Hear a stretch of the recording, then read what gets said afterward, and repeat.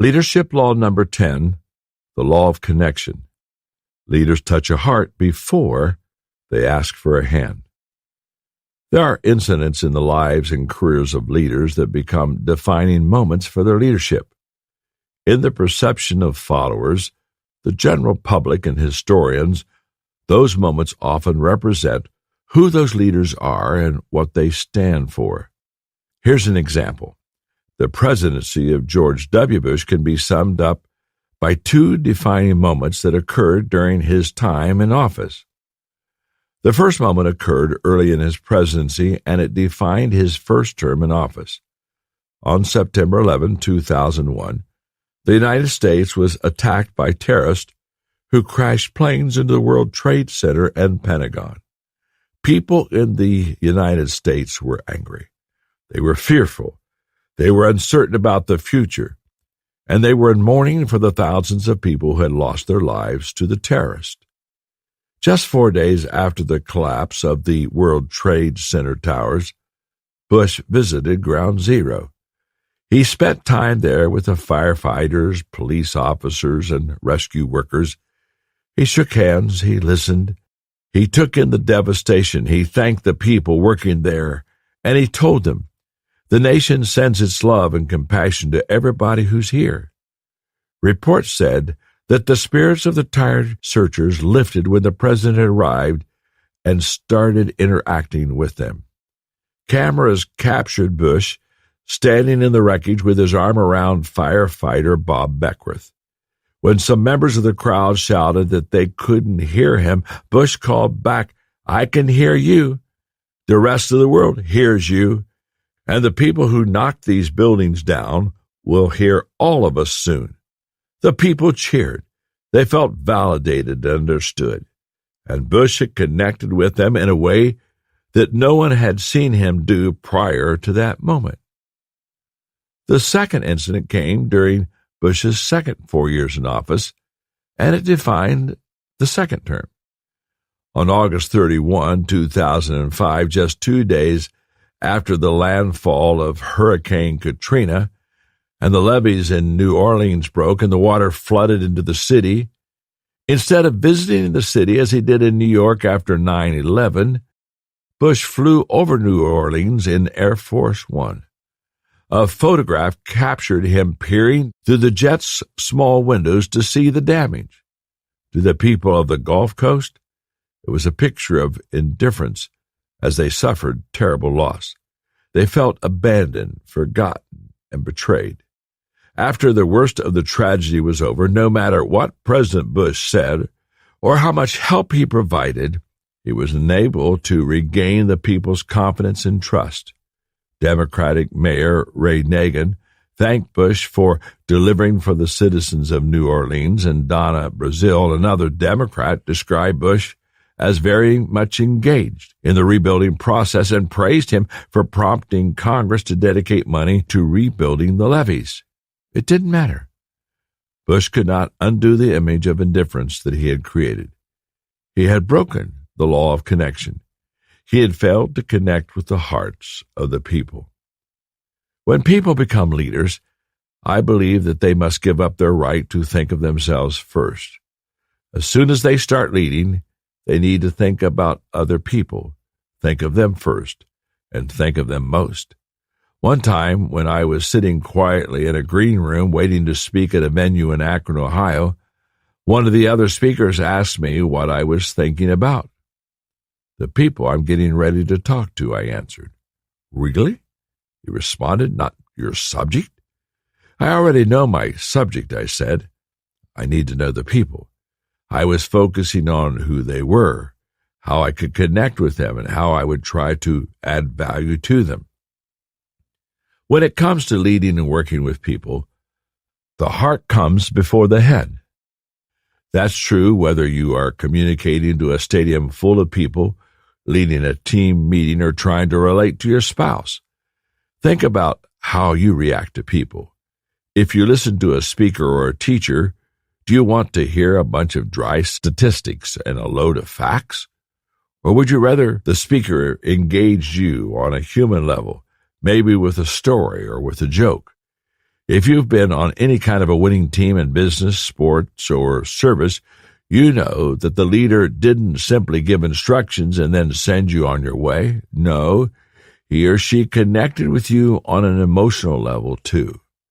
For leaders to be effective, they must connect with people. Why?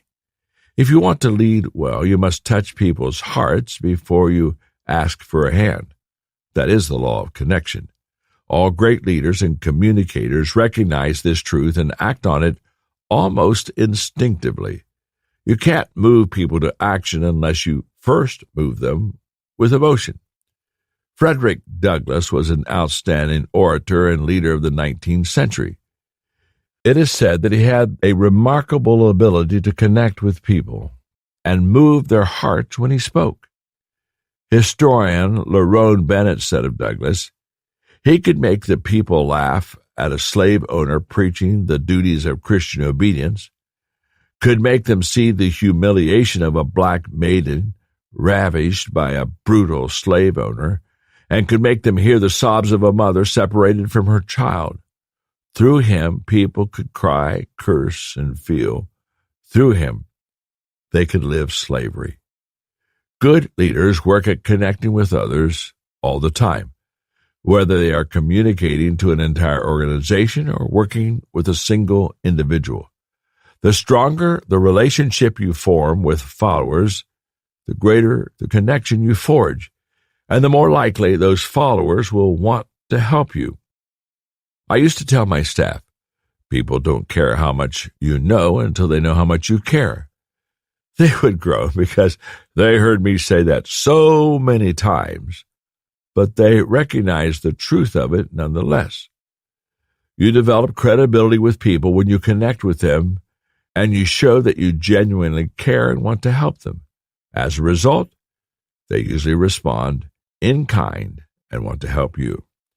An excellent example of a leader who is able to connect with both audiences and individuals was President Ronald Reagan. His ability to develop rapport with an audience is reflected in the nickname he received as president, the Great Communicator.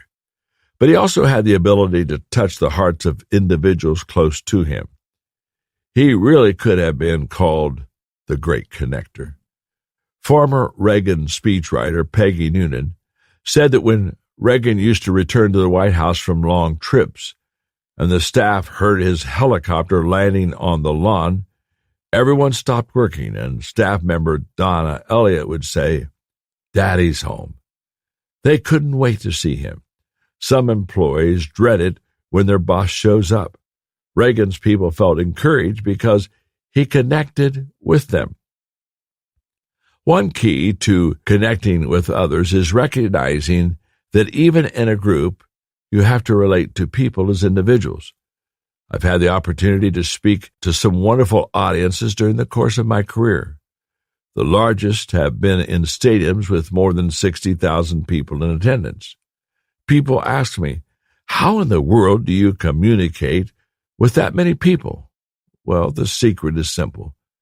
I don't try to talk to thousands. I focus on talking to one person. That's the only way to connect with people. It's the same way when writing a book. I don't think of the millions of people who have read my books. I think of one person, you. I believe that if I can connect with you as an individual, then what I have to offer might be able to help you. If I'm not connecting, you'll stop reading and you'll go do something else. So how do you connect? Whether you're speaking in front of a large audience or chatting in the hallway with an individual, there are 3 things that you need to keep in mind. First, what people need to know. And what they need to know is you believe in them. One of the most precious gifts a leader can give people is belief in them. Too many have a difficult time finding their way in life. They've never had someone who truly believes in them and speaks into their lives. They don't know their own strengths and weaknesses. They're uncertain about the future. Leaders who connect help people believe in themselves and the work that they're doing. But that doesn't mean giving insincere compliments. People can smell a phony a mile away. Legendary NFL coach Bill Walsh observed, "Nothing is more effective than sincere, accurate praise, and nothing is more lame than a cookie-cutter compliment." French General Napoleon Bonaparte said, "A leader is a dealer in hope." When you genuinely believe in people and can communicate that belief, you give them hope and you give them a better future. What people need to see, what they need to see is that you will be an example for them. Perhaps the most impacting thing that you can do as a leader and communicator is to practice what you preach. That's where credibility comes from. Modeling good values demonstrates trustworthiness and consistency compounds. Plenty of people say one thing, but do something else. People with that kind of do what I say, not what I do attitude don't last as leaders because people don't want to follow people who lack integrity. Authenticity connects with people. What people need to feel, they need to feel that you value them. In the end, your greatest asset for connecting with people is caring for them. People can tell when you genuinely care about them and value them as individuals, and it draws them to you.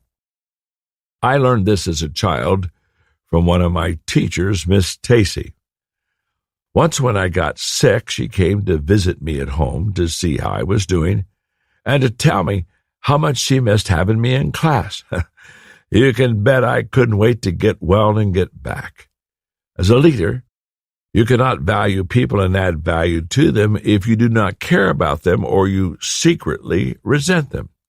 You must develop genuine respect for them and place value on them, not for what they can do, but simply because they have value as human beings. Do that and you will be able to connect with them. There's one more point I need to make about connecting with people. It's the leader's job, not the followers.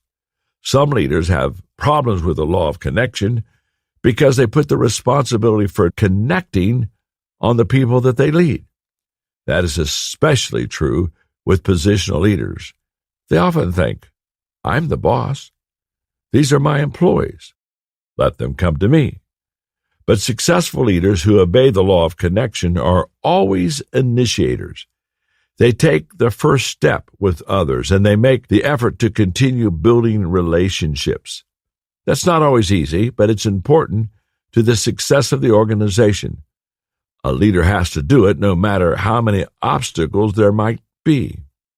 Never underestimate the power of making connections and building relationships with people before asking them to follow you. If you've ever studied the lives of notable military commanders, you have probably noticed that the best ones practice the law of connection. I read that during World War I in France, General Douglas MacArthur told a battalion commander before a daring charge, "Major, when the signal comes to go over the top, I want you to go first before your men. If you do, they'll follow." Then MacArthur removed the Distinguished Service Cross from his own uniform and pinned it on the major. He had, in effect, awarded him for heroism before asking him to exhibit it. And, of course, the major led his men, and they followed him over the top, and they achieved their objective.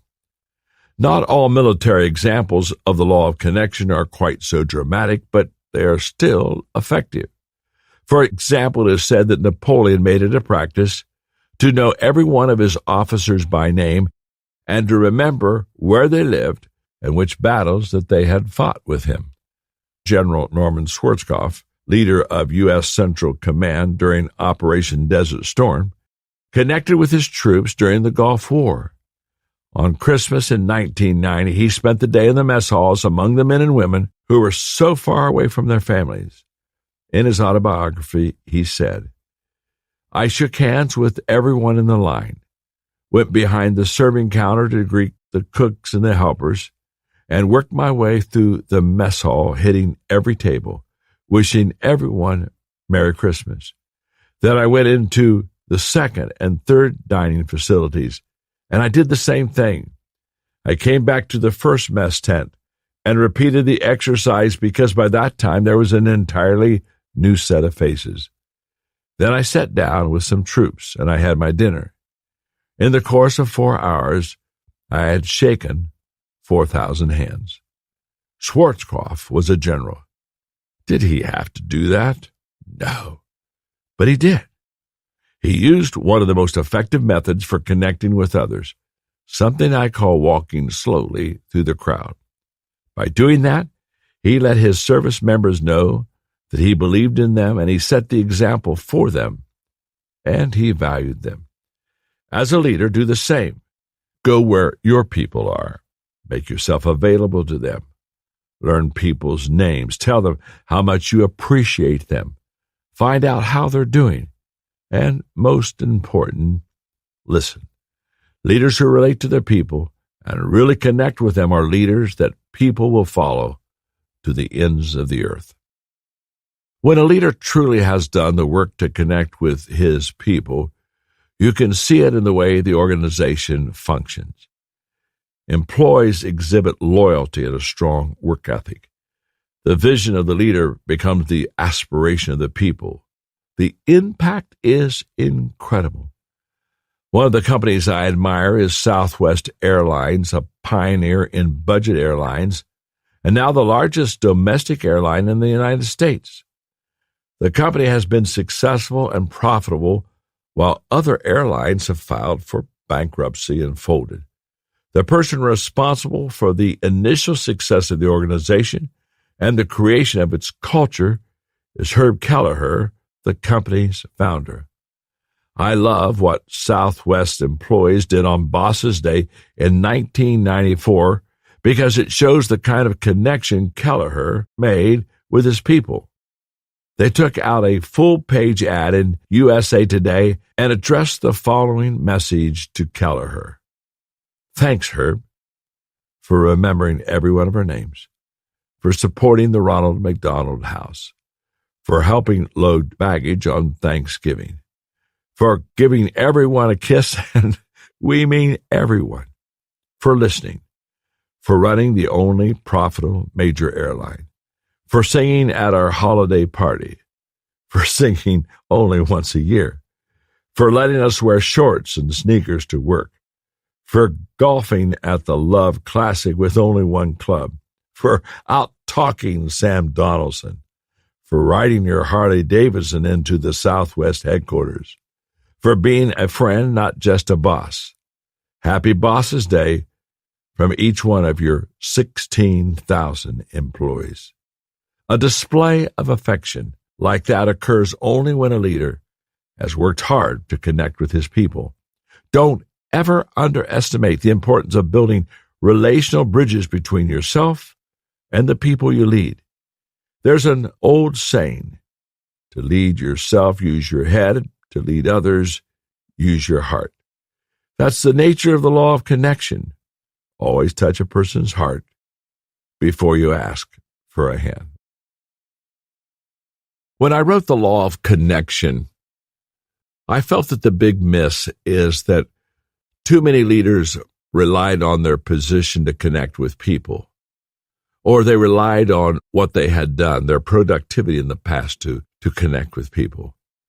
And I really felt that this chapter had to help all of us understand that it is true, that expression I read to you a few minutes ago, people do not care how much you know until they know how much you care. I have said that I have been through every kitchen in every convention center in America.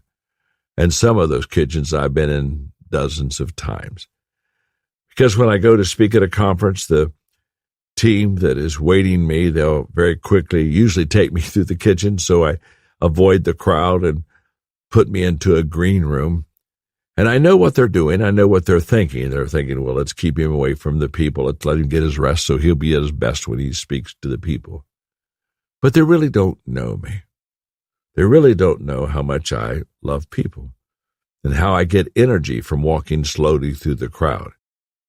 And because they sometimes won't let me do that, I decide that as they take me through the kitchens in these convention centers that I'm going to walk slowly through the kitchen. And I do. I stop and talk to the people and thank them for serving and for doing it with excellence. And sometimes I pull out my camera and say, let's take a picture. I walk slowly through the kitchen to remind myself that what I'm about to speak to maybe thousands of people at a convention center, it's still all about valuing the people. That my subject will have great impact if the people know that while I teach them a principle of success, that more than the principle that I teach, what I want more than anything else is I want them to be successful. You see, people love to listen to a speaker, a communicator, who just desperately not only has a message for them to hear, but he or she has a warmth for them to feel. That's the law of connection. Make sure they see your heart before you ask for the hand.